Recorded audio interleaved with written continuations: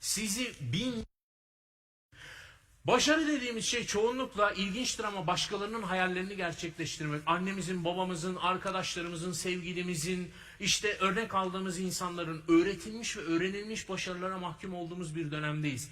Kendinize samimiyetle sorun, başarı olarak kendinize çizdiğiniz yol ne kadar size ait bir yol, ne kadar başkasının izlerini takip ettiğiniz bir yol. İnanın küçücük bir başarı da olsa kendi çizdiğiniz yolda ulaştığınız nokta sizler için çok daha mutluluk, heves verici olacak. Ama bir yandan da unutmayalım, ciddi de bir ikiyüzlülük içerisindeyiz. Neye karşı? Başarıya karşı. Hepimiz başarılı olmak istiyoruz ama hepimizin içerisinde başarılı olmuş insanlara yönelik bir haset de var, değil mi? Hepimiz birisi olmak istiyoruz ama o kişiye yönelik en yakın kişiyle ilgili de 1000 tane teorimiz var. Tabi o bilmem ne yaptı da oldu, onun halasının oğlu bilmem kimmiş, bakanın oğluyla ihaleye girmiş de almış bilmem ne. Bir sürü komple teorimiz var, bir sürü bahanemiz var. Kendimizin başarısızlığına, onların başarılarına ait.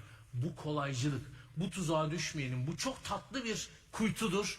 Çok tatlı bir limandır. Sizi ömür boyu korur ama sizi bir adım öteye götürmez. Ona buna hayıflanıp durursunuz. Balkonunda, köşesinde, ince belli bardağında çayını içip etrafa saydıran, kıllanan adam gibi bir yaşam yaşamanız söz konusu. Lütfen böyle heba etmeyelim yaşamı. Yani girişimci olmamız şart değil ama işini iyi yapan insan olalım.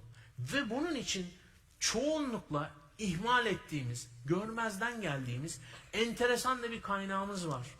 Bakın, dünyanın en zengin insanların listeleri yayınlanıyor, değil mi? Çeşitli vesilelerle. İşte ki ben onun dünyanın en zenginlerini temsil ettiğini de düşünmüyorum. Çünkü fonlar var, vakıflar var. Hani birçok kişi bunlar üzerinden servetlerini yönetiyor malum ama önemli değil. İşte bu listeye bakıyoruz, aşina isimler: Bill Gates, Jeff Bezos, işte Warren Buffett, bilmem ne, böyle giderek yani akrabalarımızdan, uzak akrabalarımızdan daha iyi bildiğimiz isimler haline geliyor bunlar, değil mi? Peki bunların ortak bir özelliği var, ona bakıyor muyuz? Yani mesela Warren Buffett'ın hangi hisse senetlerini portföylerine katmadığını biliyoruz. Bill Gates'in Microsoft'u nasıl bugünlere getirdiğini aşağı yukarı biliyoruz. Mark Zuckerberg ne etmiş, işte ne haytalıklarla bugünlere ulaşmış, hepsini gayet iyi biliyoruz ama hepsinin ortak bir yönünü unutuyoruz. Bu insanlar hayallerinizin ötesinde kitap okuyorlar, zaman harcıyorlar buna, büyük bir zaman ayırıyorlar. Bakın, Warren Buffett kendi bütün röportajlarında fırsat bulduğunda tekrarladığı bir şey var. Zamanının %80'ini kitap okumaya harcıyor. %80. Warren Buffett dünyanın en büyük portföy yöneticilerinden birisi. Milyarlarca, 10 milyarlarca dolarla oynuyor. Warren Buffett'ın zamanının %80'inin parasal karşılığını düşünebiliyor musunuz? Kitaplar ne veriyor olabilir Warren Buffett'a? Bill Gates günlük kitap okumasını geçin, senede 2 hafta kendisine tatil veriyor. Sadece ve sadece kitap okumak için. Bill Gates'in 2 haftasının maliyetini hayal edebiliyor musunuz? Yani vakıf çalışmalarını hepsini bir kenara bırakalım. Böyle listeyi uzatıp gidebilirim. Hani Mark Zuckerberg'ün yıllık yayınladığı okuyacağım kitaplar listesini vesaire.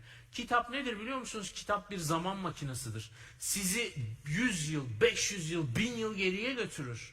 Sizi 1000 yıl ileriye götürür. Geleceği gösterir size. Bugünü anlatır. Yaşayamayacağınız yaşamları anlatır.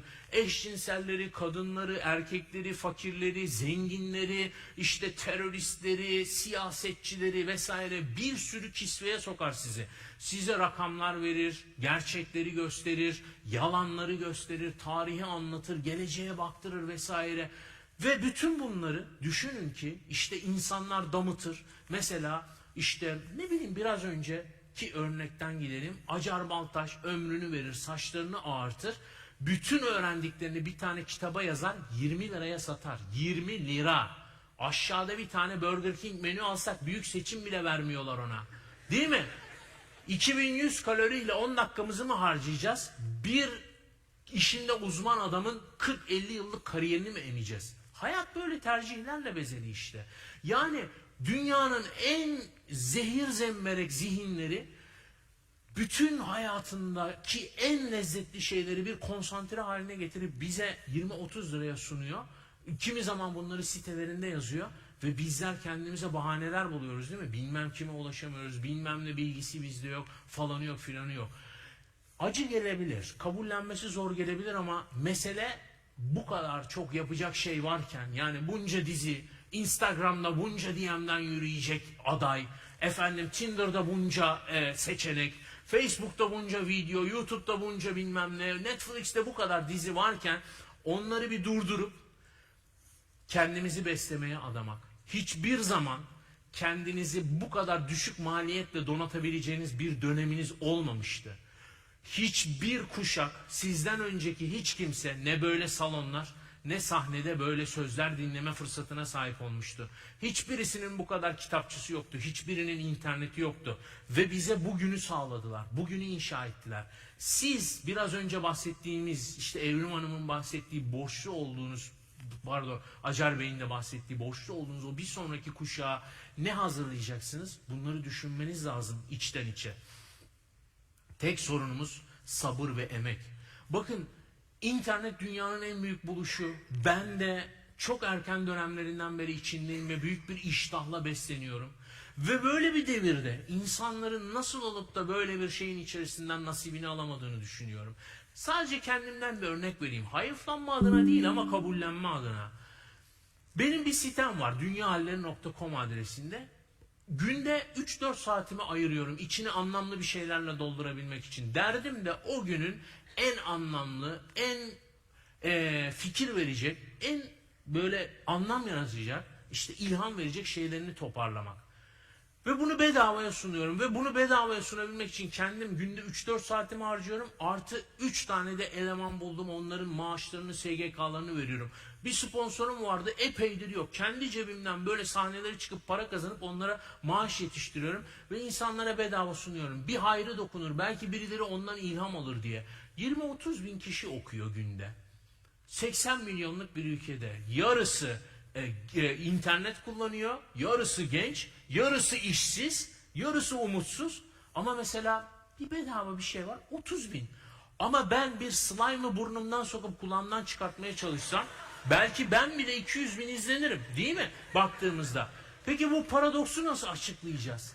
Bunlar biziz işte, hepimiziz. Televizyonda izlediklerimiz, vakit harcadıklarımız. Hani bahsediliyor ya, ne isterseniz ne ararsanız onu bulursunuz diye. Gerçekten de öyle bir şey baktığımızda. Şimdi günün sonunda bu sonsuz mesaj bombardımanı içerisinde tekrara düşmemek için sizlere sadece bir anekdotla veda edeceğim. Arkamda görmüş olduğunuz bir fil ayağı. Uzak doğuya giderseniz çok görürsünüz, özellikle Hindistan'a çok yaygındırlar. Ama bir turistik eğlence açısından. Ayaklarında zincirler vardır. Burada abartılmış bir örneği var. İncecik zincirlerdir aslında. Ve o zincirlerle sahipleri onları çekiştirir, istediğini yaptırır falan ve gözünüzle görme imkanınız oldu mu, dünya gözüyle, yani hani derler ya, kanlı canlı. Fil gerçekten çok büyük, çok heybetli ve belgesellerden takip ettiğim kadarıyla çok zeki, hafızası da çok kuvvetli hayvanlar. Kendilerine yapılanları unutmuyorlar, çok kıvrak zekalılar vesaire. Ve gördüğünüzde ister istemez, benim gibi böyle bir merak makinasıysanız hele, sormak geliyor içinizden ve soruyorsunuz sahibine, eğitmenine. Ya bu incecik zincir, bu koskocaman fili nasıl zapt ediyor diye. O zaman işin aslını anlatıyorlar. O zinciri daha yavruyken küçücük ayaklarıyla, güçsüz bedenleriyle bağlıyor eğitmenleri. Ve onu başlıyorlar o bağla birlikte eğitmeye. Tabii ki o hayvan, her aklı çalışan canlı gibi, o kendisini zapt eden zinciri kopartmak için elinden gelen bütün çabayı sağlıyor, veriyor. Ama ne oluyor? O zinciri kopartamıyor. O incecik zincir o küçücük ayak için dünyanın en ağır prangasına dönüşmüş durumda. Yapıyor, bakıyor ki öyle yapınca ayağı yara oluyor, kanıyor, nasır tutuyor, daha fazla can çekişiyor. Artık ayağını kurtarmaya çalışmayı bırakıyor. Ve ne zamanki devasa boyutlara geliyor, hala onun için incecik bir pamuk ipliğine dönüşen zincire dönüşüyor o. Ama hiçbir zaman tekrar onu kopartmaya çalışmıyor. Çünkü o artık çaresizliği öğrenmiş bir canlı. İşte hayatın birazcık özeni bu. Hepinizin eminim kendinize dair, geldiğiniz noktaya dair birçok bahaneniz, geleceğe dair birçok hayaliniz vardır. Terazinin kefesinin hangi tarafını doldurduğunuza iyi bakın. Hepimizin zihninde oradan buradan beslenen zincirler var. Hepsini kopartmaya çalışın. Çok teşekkür ediyorum. Sağ olun.